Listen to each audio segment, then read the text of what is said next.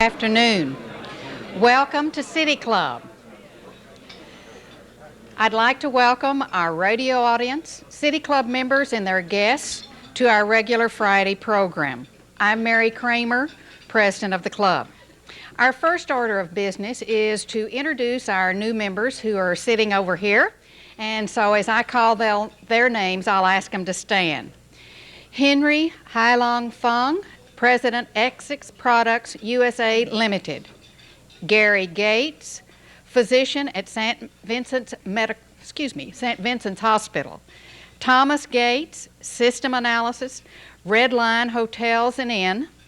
Lynn Lyons, Manager Business Assistance Service Department of the National Association of Credit Management, Oregon. Carter Webb, Environmental Manager, ESCO Corporation. Let's give them a warm welcome.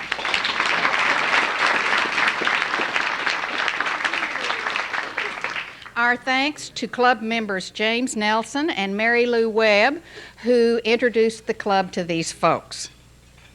We have a few announcements about some upcoming programs. Next Wednesday, the 14th of November, we have a science open forum entitled Sports Medicines, From Blazers to Weekend Warriors. This will be a panel presentation which will feature Robert Cook, who is team physician for the Portland Trail Blazers and director of Cook Clinic, Eric Kotsky, president of the Oregon Athletic Trainers Society and a Tigard High School trainer, and Paul Rather, sports medicine specialist at Kaiser Permanente. The program begins at 7:30 a.m. Reservations are not required, and there will be no refreshments at this program. This program will be held at 2 World Trade Center Auditorium, 25 Southeast Salmon. Next Friday, November 16th, we'll have State Representative Beverly Stein speaking on a human investment strategy for Oregonians. Stein was named one of the outstanding first-term legislators in 1989, and she will talk about the need to build a strong human infrastructure for the state and the fundamental changes that must occur to accomplish our economic, education, and social service goals. For this program, we'll be at U.S. Bancorp Tower, 41st floor. The following Friday, November 23rd, is a holiday. We will not have a meeting on the Friday following Thanksgiving. On Friday, November 30th, we'll be back here at the Benson Hotel in the Mayfair Room with Don Frisbee, who is chair of the Governor's Commission on Higher Education in the Portland metropolitan area. He'll bring us the Commission's final recommendations to improve college and university level resources in our region. We're going to have a new member reception on Thursday, November 15th from 5 to 6:30 at City Club office. This reception lets new members get to meet some of the leaders of the club and learn more about how to become involved. The special guest for this program is Pauline Anderson, Multnomah County Commissioner and a former president of City Club. She'll deliver a brief talk. If any of our new members missed the other new member reception, we cordially invite them to attend too. All they need to do is give the City Club office a call and let us know you're coming. I'd also like to introduce the concept that our Communications Committee came up with, which is the sponsorship program. This is for new members who want to get involved quickly and learn more about the program. They've signed up with our staff member, Donna Schaefer, and we are supplying sponsors, old-time members, to tell them about the club. If any of you would like to become sponsors, we cordially invite you to do so. I believe there's some cards on the table that you can fill out and just leave them on the table, and we'll give you a call and fix you up with a new member. I've volunteered to do it. I know all of the Communication Committee have volunteered, so we hope we can get some more volunteers today. Our board host today is Chip Greening. He's a member of the Board of Governors and a partner with the law firm of Bogle and Gates. He'll have the privilege of asking the first question. The second question today will come from Tom Stanwood, who is chair of the Law and Public Safety Standing Committee. As usual, we'll have questions from City Club members after the speaker's remarks. There'll be a microphone in the center of the room. We invite you to go to the microphone. For those of you who are a little shy, there are some cards on the table. You can fill them out with your question. A staff member will pick them up and bring them to the podium. I will caution you, however, that preference is given to questions from the floor. Those people who have the courage to go to the mic. Now for our program. Elections. Do we really, truly want free, equal, well-informed choice? That's a good question. Thursday's Oregonian editorial commented that they wouldn't call this election season a sparkling example of perspective, accuracy, and focus on the issues. Hopefully, negative campaigning has reached its peak. This year we had the ad cop for the print media producing an analysis of the claims made by campaigns. We also had the broadcast media as the biggest winner of all. NPR reported that their revenues increased by $75 million this season. And finally, we have the incumbents out fundraising the challengers and campaign spending more and more, perhaps for less and less. A far cry from the Lincoln-Douglas debates. Talk is about campaign reforms, limit terms, limit spending, limit PACs. What will improve electioneering? Our speaker today is Hans Linde, and he wants to revisit our state constitution. Article 2, Section 1, I quote, "Elections free. All elections shall be free and equal." Hans Linde's career has taken him to the U.S. Supreme Court as Justice William O. Douglas's law clerk, to the State Department as a legal advisor to the United States delegation to the United Nations, to the U.S. Senate as a legislative assistant to Senator Richard Neuberger, and back home to sit on the Oregon Supreme Court bench. He did leave briefly. He took a trip to the Soviet Union recently as a member of the U.S. delegation to talk about constitutions. Now he holds the Wayne Morris Chair of Law and Politics at the University of Oregon Law School. Let's ask him, what can Oregon do to improve the quality of elections?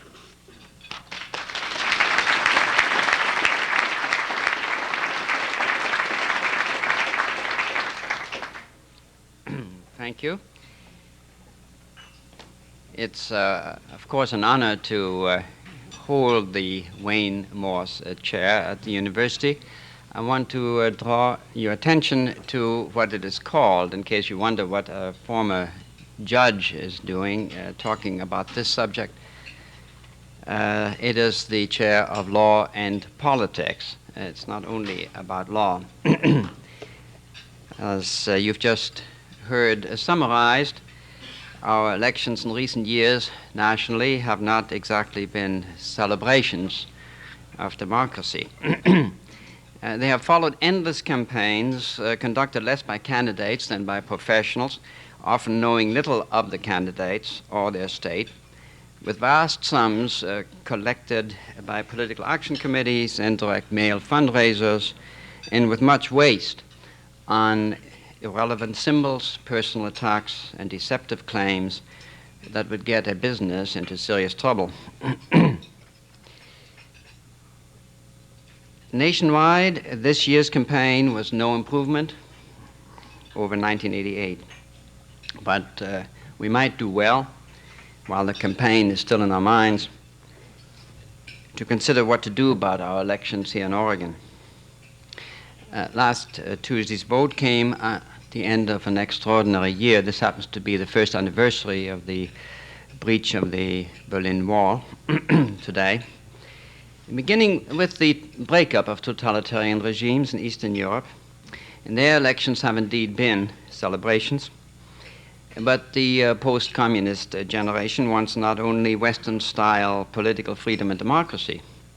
Many also look for economic salvation through Western-style markets, which of course means private ownership of resources, enterprises, financial credit, and, yes, of media and advertising. The American delegation with which I went to the Soviet Union only spoke about federalism, civil liberties, and independent courts, not economics and not elections. It is just as well. Suppose some visiting Soviet reformers ask what they should learn from American elections. What advice would you give them? To form groups with financial interests in various policies, to provide campaign funds for candidates who favor those policies, and to pay advertising agencies to take polls and purchase carefully targeted newspaper and broadcast ads. Or first to make or inherit a fortune in their new private economy and then pay for one's own campaign. Could we honestly advise others to emulate our private marketing of public offices? What indeed is our vision of democratic politics? We complain that modern campaigns are awful, but we seem to be of two minds about what is wrong. We want legislators to know who know how to deal with long-term programs and government officials, but we talk about keeping ourselves from re-electing them, as California and Colorado did just last Tuesday. We insist on electing officials whose duties most voters hardly know or care about. Someone who does care pays to tell us whom to elect, and then we complain about special interests. And we continue to fill offices that clearly should be nonpartisan by a choice between partisan nominees. We deplore advertising directed at the failings of a candidate's opponent, unless, of course, that opponent is someone like Mr. David Duke. Of course, we do not want candidates to seek support from special interest groups unless the interest is our own. Indeed, some little-known officials, I mean judges, are told that they must seek election but may not ask for campaign funds at all. Is it wrong that candidates seek funds out of the state from people who cannot vote in the election?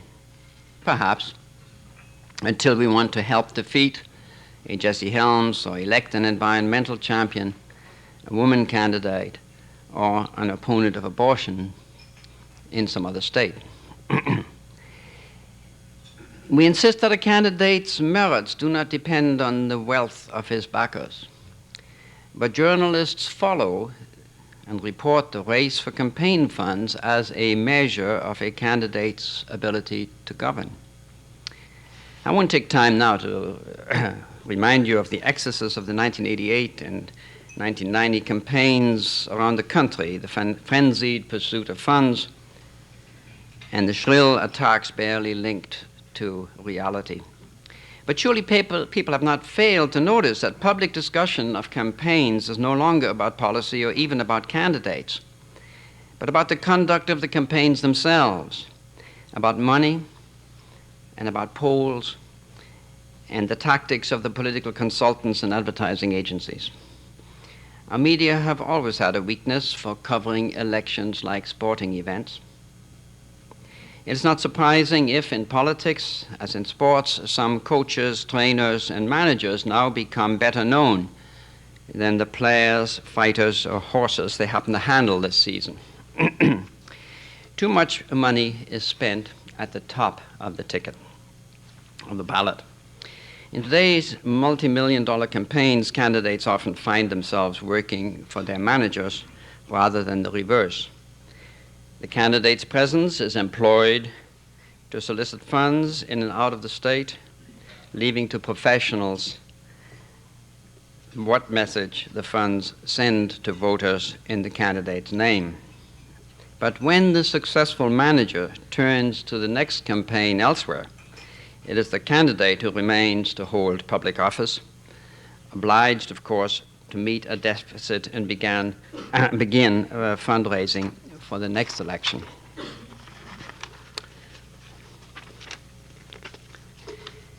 For the average senator today, this means asking for $2,000 a day for one's entire 6-year term, and a proportional burden for representatives. The system, Senator Robert Byrd says, gives us a Congress of full-time fundraisers and part-time legislators. It is quite a change from the days of Senator Morse and Neuberger. A major issue then was whether to end federal price control of natural gas. The Republican administration and members of Congress fought hard for decontrol. In 1955, South Dakota's Republican Senator Francis Case learned that someone visited Sioux Falls and left an envelope for Case's upcoming re-election campaign. The envelope contained 25 $100 bills. And Case told the Senate, that sort of took my breath away. Despite sympathy for decontrol, Case would not vote for the bill, and he called for an investigation. When Congress passed decontrol in 1956, President Eisenhower vetoed the administration's own bill. The veto message cited evidence that, quote, private persons have been seeking to further their own interests by highly questionable activities, efforts so arrogant and so much in defiance of acceptable standards of propriety as to risk creating doubt among the American people concerning the integrity of governmental processes, unquote. Now, even allowing for tenfold inflation, would our recent presidents have vetoed one of their own proposals because some industry gave a senator's office $25,000? The Senate undertook an investigation of campaign financing, and the committee had a hard time deciding whether the $2,500, which was distributed only to supporters of decontrol, was a contribution or a bribe. I'll compare another event 2 months ago, September, when South Carolina legislators pleaded guilty to supporting a computer contract in return for a lobbyist's cash, which apparently was not specifically destined for a campaign fund.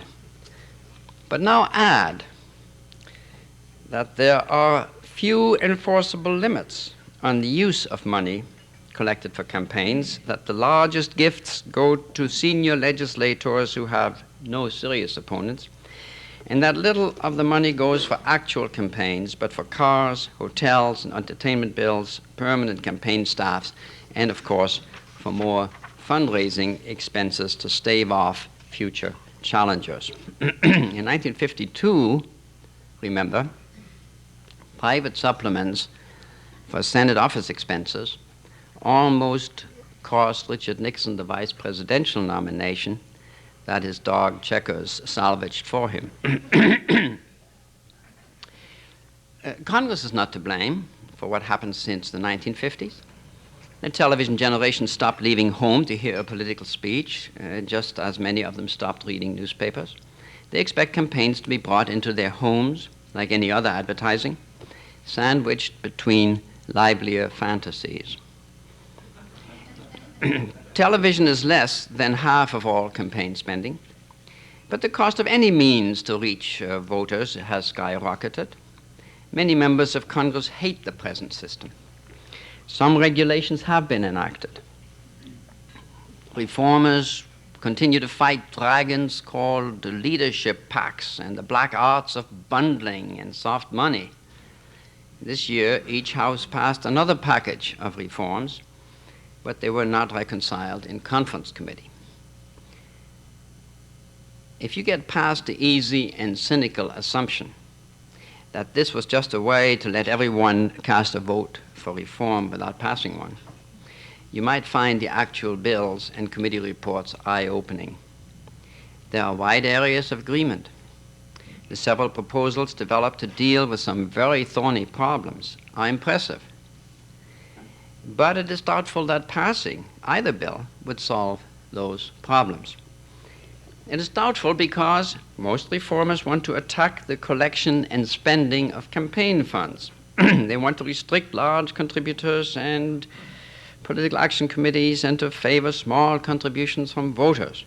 Yes, but the Constitution protects most activities, campaign activities, short of bribery, against direct prohibitions. Freedom to publicize political views is the core of the First Amendment and its state counterparts. And our private media of free speech and print are expensive, not free. In 1975, the Oregon Supreme Court held that the legislature could not simply put a spending limit on political speech. And the next year, the United States Supreme Court, in a case named Buckley against Vallejo, held the same way.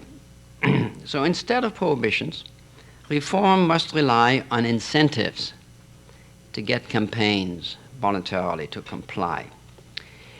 This irks some reformers here in Oregon as well as in Congress, where some members want to impose spending limits anyway and challenge the Supreme Court to reconsider Buckley against Vallejo. Now, this idea failed in Congress, as it should, but so did the genuine alternative proposed by many representatives and senators to offer public funds for campaigns that limit spending from private sources. And this real alternative is not new. It has Oregon roots. It was first offered more than 30 years ago, about the time of the Senator Case incident, in a series of bills by Senators Richard and then Maureen Neuberger. Eventually, public funding was employed for presidential campaigns, though in a matching fund format that should not be copied. This year's congressional bills offered very modest incentives in postage and reduced broadcast rates, but not enough to meet a well-financed opponent who self-righteously refuses to take the taxpayers' money. And President Bush, who received public millions for his own campaign, opposes such funds to help elect a Congress. But for the moment, let us leave Congress to itself. As I've said, plenty of money is spent at the top of the ballot. Let us turn to offices below the top, some of them statewide officials and judges, more of them legislators. Even in unequal campaigns, often outspent 5-1, articulate candidates for governor, senator, or representative will get enough attention from news people and from voters to escape anonymity. But the attention stops at the top. In Oregon, campaigns for governor now cost $2 or $3 million, and one Oregon senator builds up war chests in the $6 million range.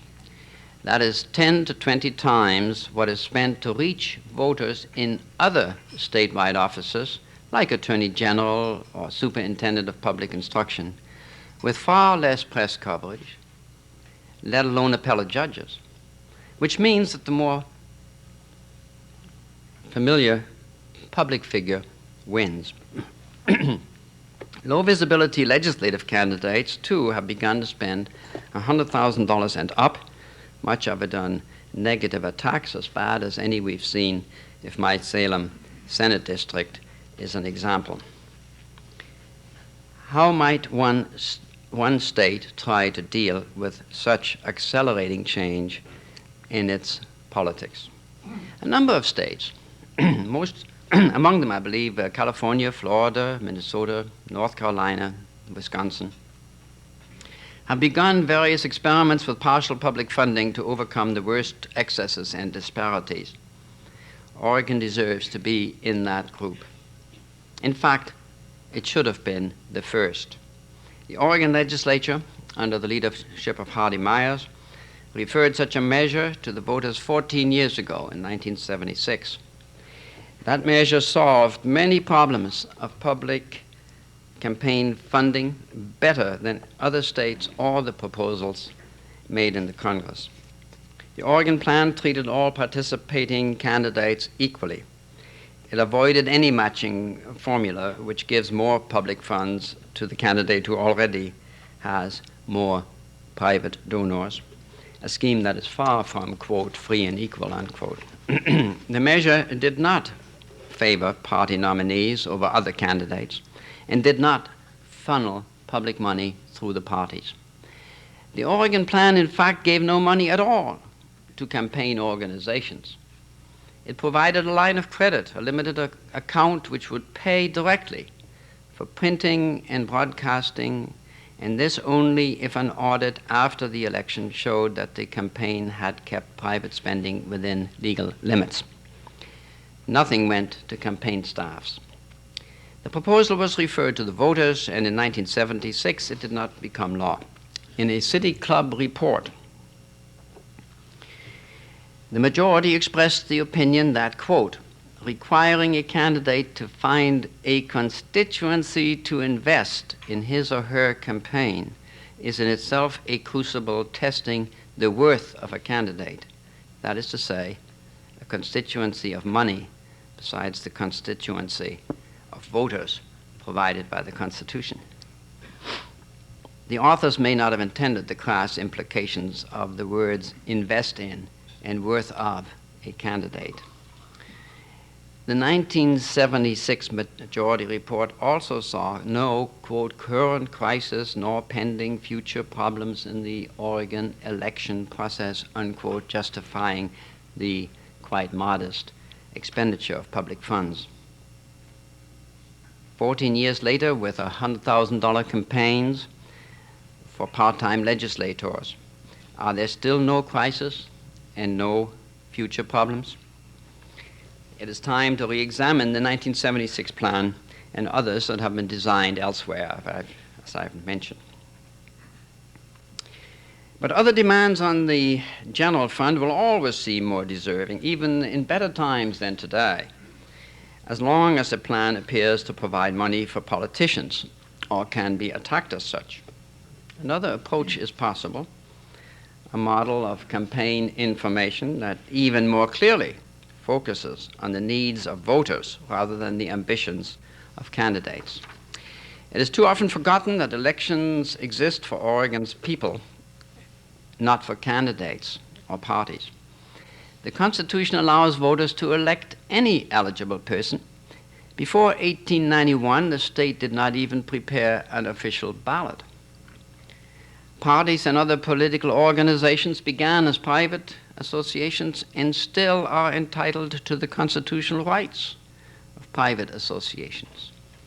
That is why so many proposals to restrict political organizations and their campaign messages are misdirected.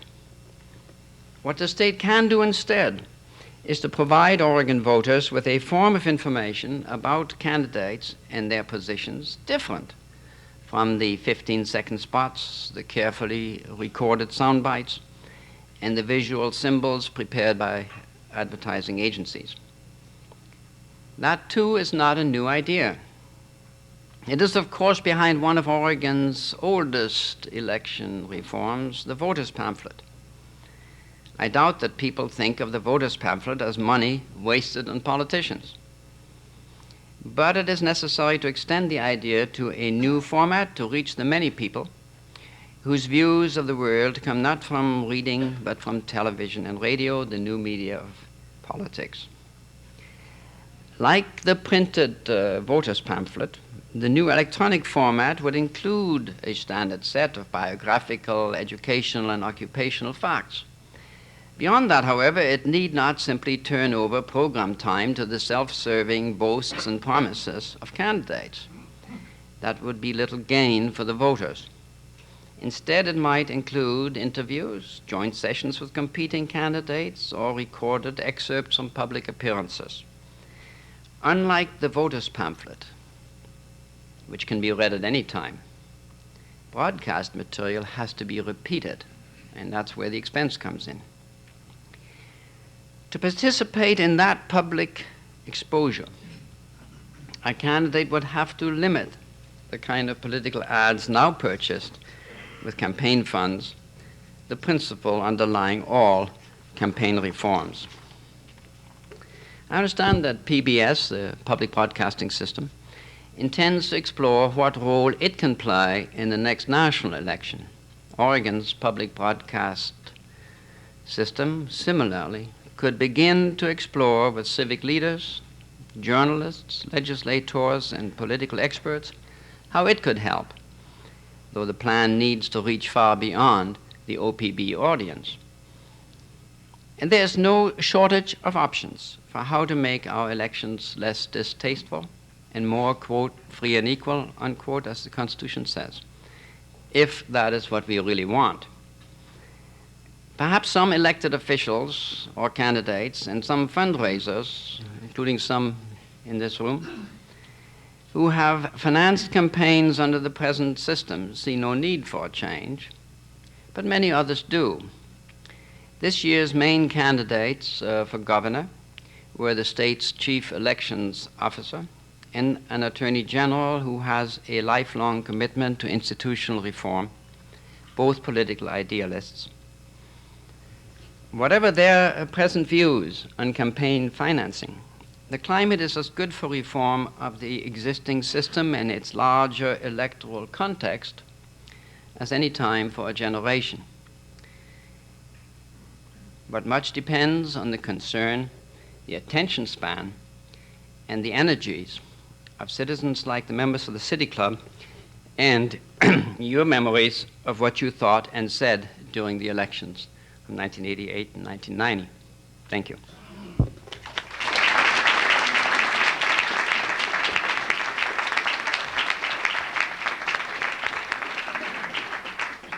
Chip Greening, member of the Board of Governors, has the privilege of the first question. Chip?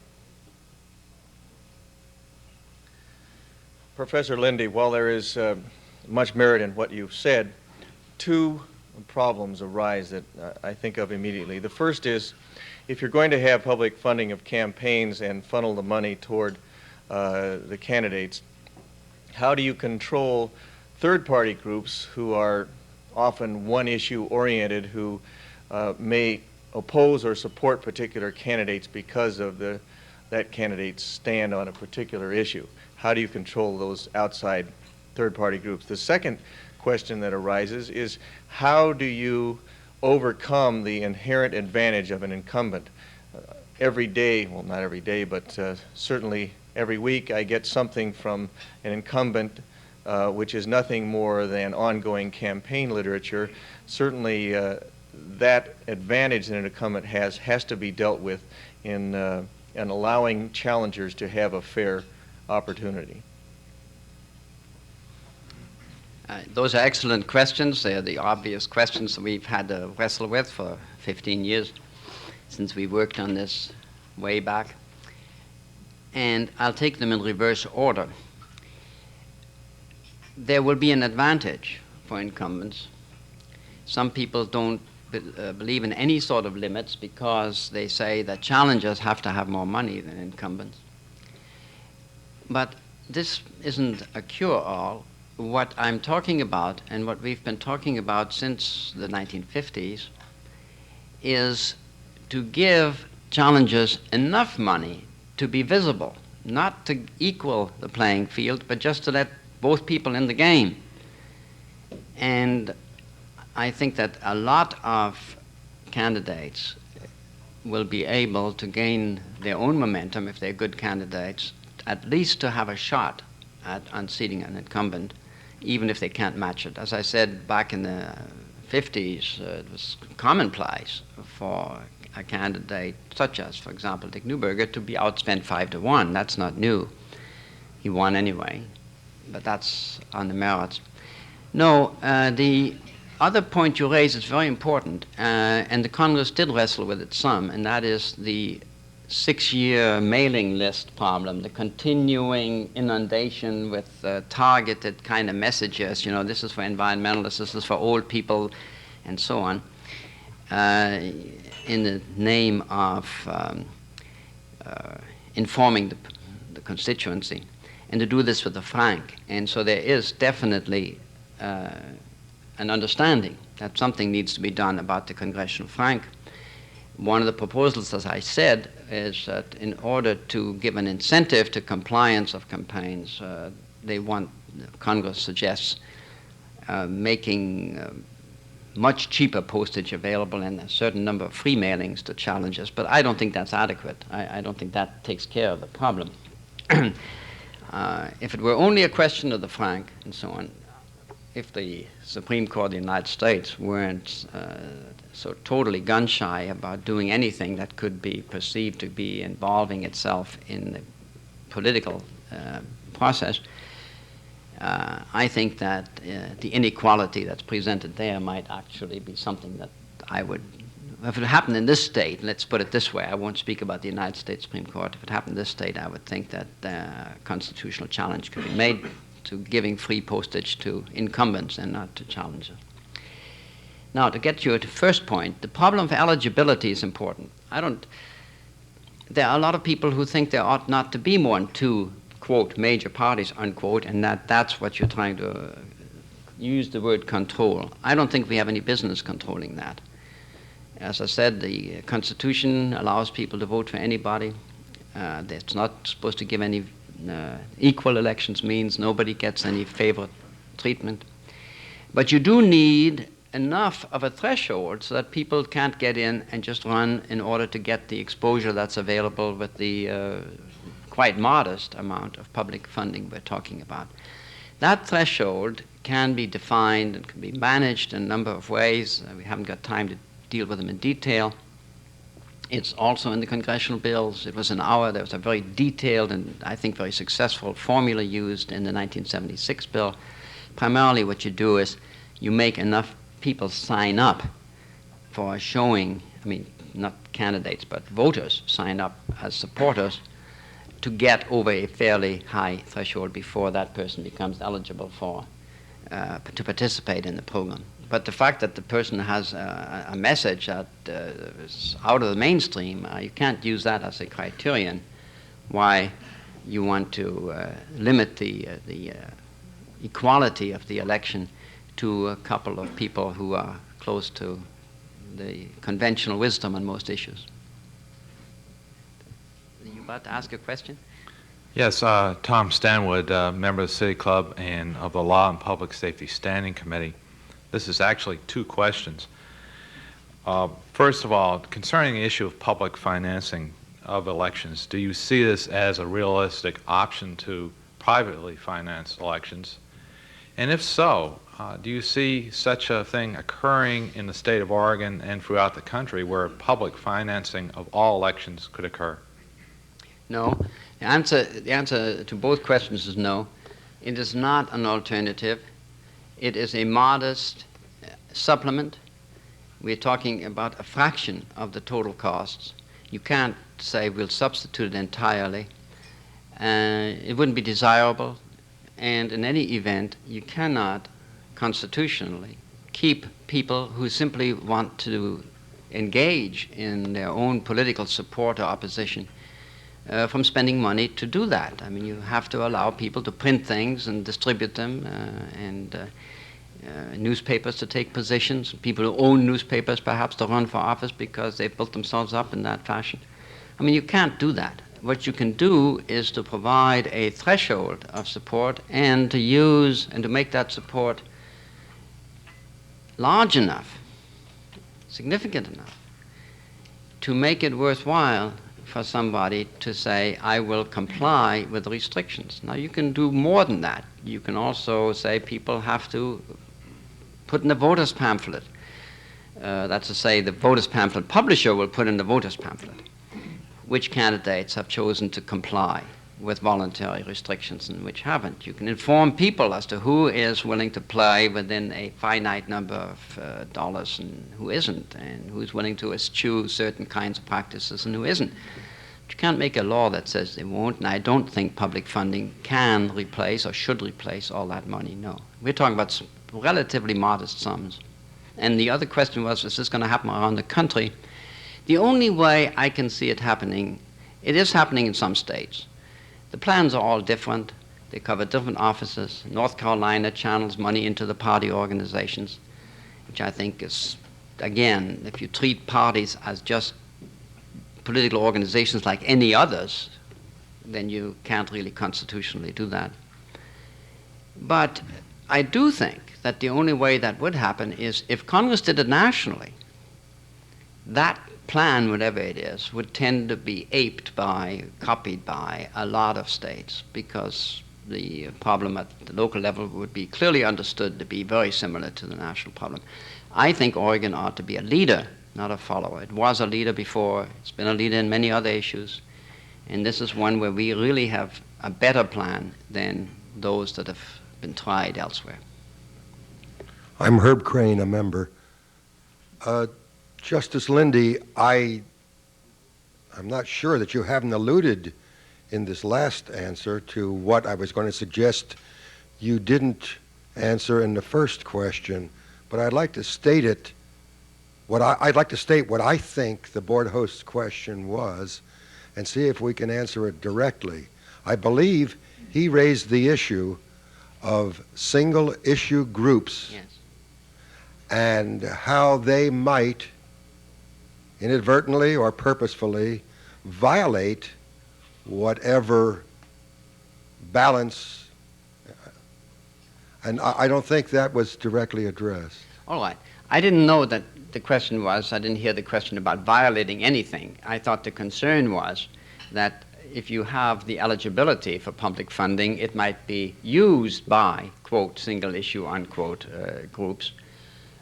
I think if there are enough people to make a credible, we're talking about elections now, we're not talking about ballot measures here, we're talking about electing candidates. And if there are enough people who want to support a candidate, the number of issues that candidate's identified with seems to me is totally irrelevant.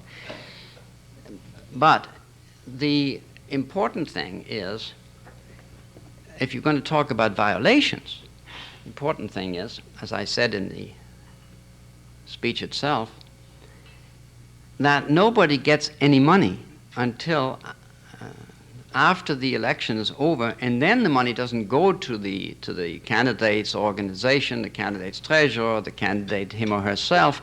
It's only used as a drawing account, if you want to call it that, for people who have complied. And that was why we designed it that way back in 1976, that there was an audit and nobody got any money for at least 60 days or whatever to check whether there had been compliance with all the legal limitations. If there had been, then the printers and the other people who had put up things on credit would get that money. Roger Bachman, member. If public financing is not feasible for whatever reason, can you suggest some incentives for candidates to accept voluntary restrictions on campaign spending? Well, as I say, that's the big secret that everybody is looking for. They have to be voluntary. I know of none that would actually be effective. You could publicize who is and who isn't complying. What Congress has done is, in essence, to say, in those bills which did not pass, but which are going to be back, no question about it, Congress has been working on this for many years, they have said, okay, we will give some money to people only if that person says, I will voluntarily comply, and the opponent doesn't. And they have, as I said, there's some very thorny problems that have been very intelligently addressed, although I don't agree with all of it, but it's been thought through that if spending goes above a certain level by the non-conforming candidate, then some compensating funding would cut in. I don't know of any that would purely say, well, let's all have a nice, clean, non-excessive campaign. But in any event, if I've tried to focus attention on anything here, it is that the problem isn't and shouldn't be perceived as a problem in imposing and enforcing limits on the more heavily financed campaign, but to provide some opportunity of being heard to the underfinanced people. And particularly, I think, at the state legislative level. I said we've got to look at the low visibility offices, at the offices that most people don't even think about. Certainly the press doesn't cover them. If you really have a contest, if you want a contested race for judiciary, to just take the race that I myself was involved in, I don't think what you want is a lot of people out there saying, well, I've got to raise so much money because my opponent's going to raise that much money, and nobody knows who we are, and nobody knows what we do, which is true. And so we've got to compete to see if we can get the amount of exposure that we need for people to know. That's the kind of low-level thing. The legislators, the Secretary of State's races, the Treasurer races, the Labor Commissioner races, you know what they are, where I think that Oregon ought to be doing something. I'm not too concerned about putting lids on the spending in Senate and gubernatorial races, as long as the competitor, the other person, the challenger, has enough to get some visibility, because those things, they'll be covered by the press. People will know who the candidates are. Did you have a question, Dan? Dan Goldie, Yeah. member. There are some who think that in this last election, Oregon not only elected a governor, but a 500-pound gorilla to wrestle with her for the next 2 years in the form of ballot measure 5. Yes, yes. My question really relates to whether campaign and election reform ought to extend to the initiative process. Because in the initiative process now, people can put measures on the ballot that have not gone through the kind of due process we get in a legislature where language is looked at. We can amend the Constitution, the laws, without that kind of careful scrutiny. What do you think about changing to some degree or reforming the initiative process? And the short answer to your question is yes, of course we ought to do something, and all you have to do is look south, and you can see that the situation in California, which so often is the place we point to with horror and terror, about 4 years before things hit us, is totally out of control. Something should be done. It's not my topic today. It can't be done with public financing. Has nothing to do with that. We actually do pretty well with the voters pamphlet compared to others, but who reads them and who understands them? Yes, I think there are things that can be done. I don't want to go into details because I didn't prepare for that today, but you can obviously do two things that are fairly simple. One of which is fairly simple. The fairly simple one is you can go back and say, let's increase the number of signatures for constitutional amendments as distinguished from statutes. Let's say it has to have a constitutional majority. It has to be a majority of all the votes cast, not a majority of the votes cast on the measure. You can raise the level of voting that's needed to amend the Constitution. You can do those things. The more radical one, which has been used in some states, it was the original plan in California until they abandoned it, is to say that the first time an initiative gets on the ballot, it doesn't go into effect until the next legislative session has an opportunity to consider what the people voted for and drafted something and that addresses the problem. And then if you're going to insist that what the legislature did, it doesn't meet your needs, doesn't meet what you want, you get a second crack in putting the thing actually to a public vote. Yes, I think that it's an urgent problem. I've written publicly on a previous lecture I gave, not a lecture but a paper I read in California about a year ago, that there are initiatives that I think probably violate the Republican form of government. But that's another day's talk. I'll come back and tell you about that another time. Andrew Wheeler.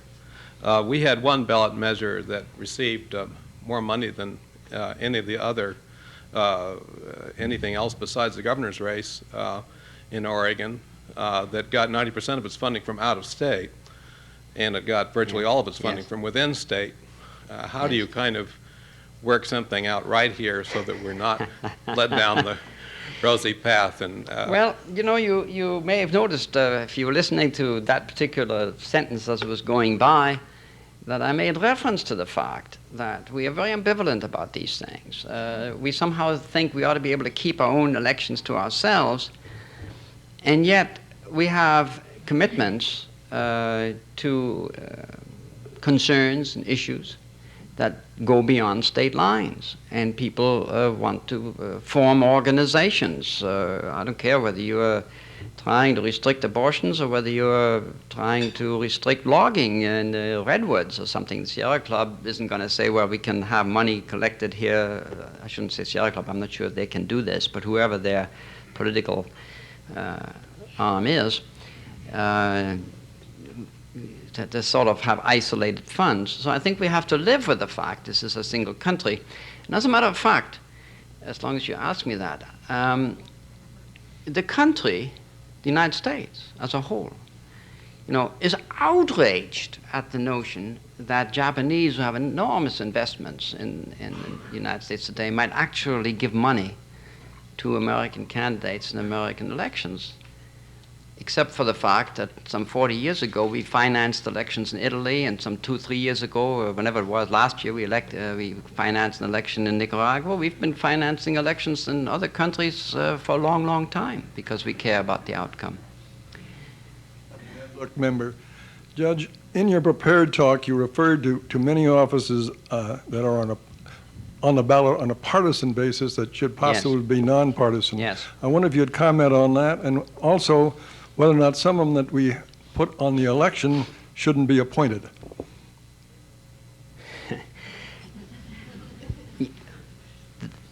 About almost 30 years ago, 1961, we began a study of a revised constitution. The Constitutional Revision Commission, on which I served at that time, published its report, did propose that there be fewer elected officers, and it also proposed, and essentially state administrative officers, superintendent of public instruction, labor commissioner, and so on, treasurer, wouldn't be elected.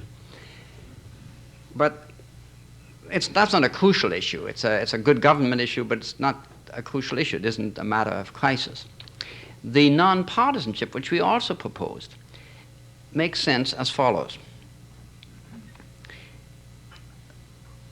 The Secretary of State that office is not a policy office.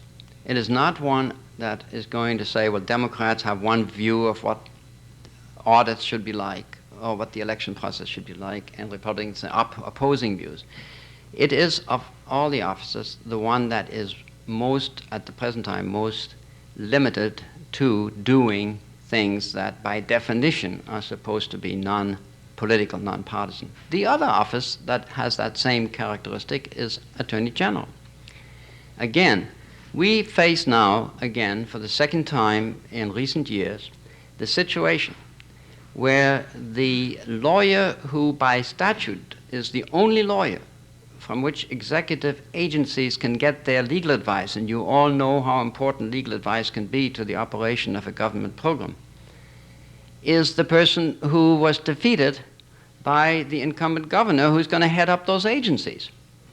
It's an intolerable situation if it weren't for the fact that our people that hold these offices have, on the whole, and presumably will continue to be, very good about being nonpartisan in giving that advice.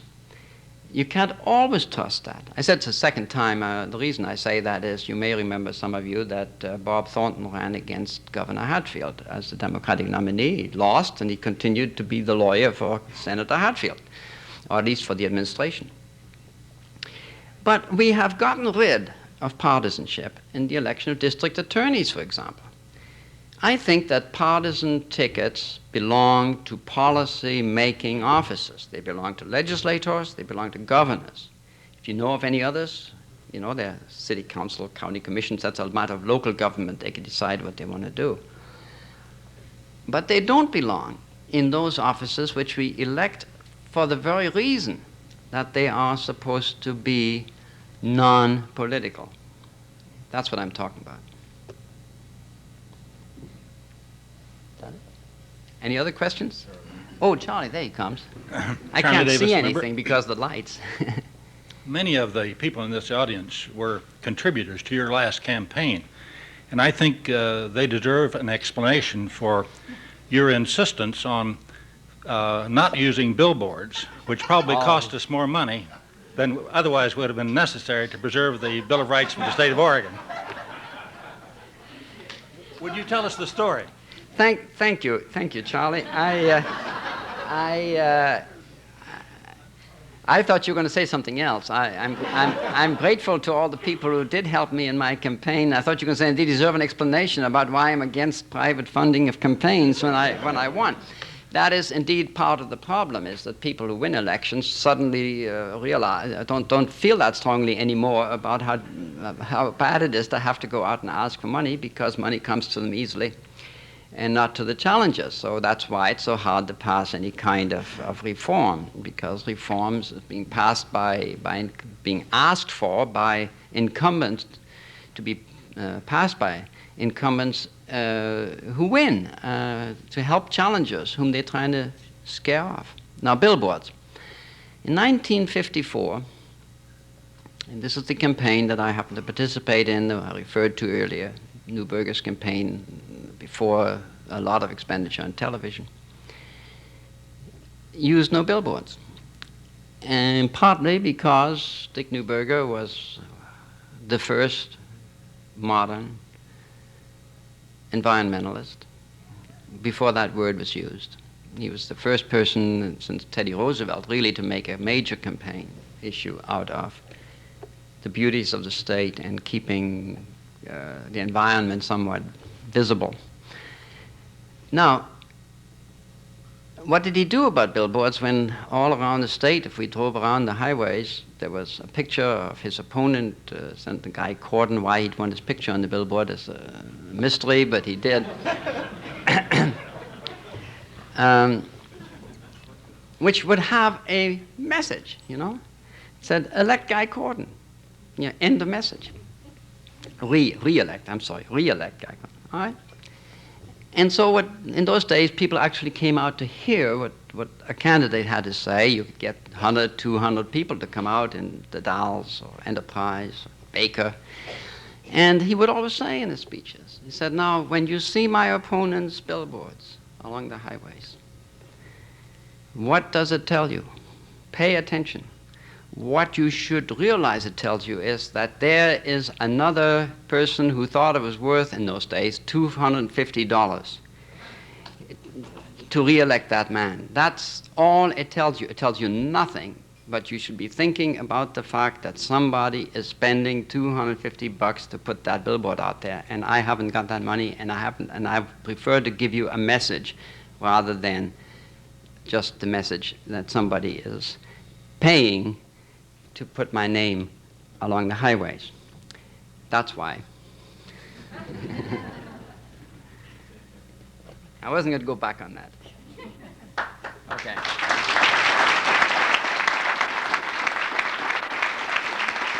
Thank you very much. We are adjourned.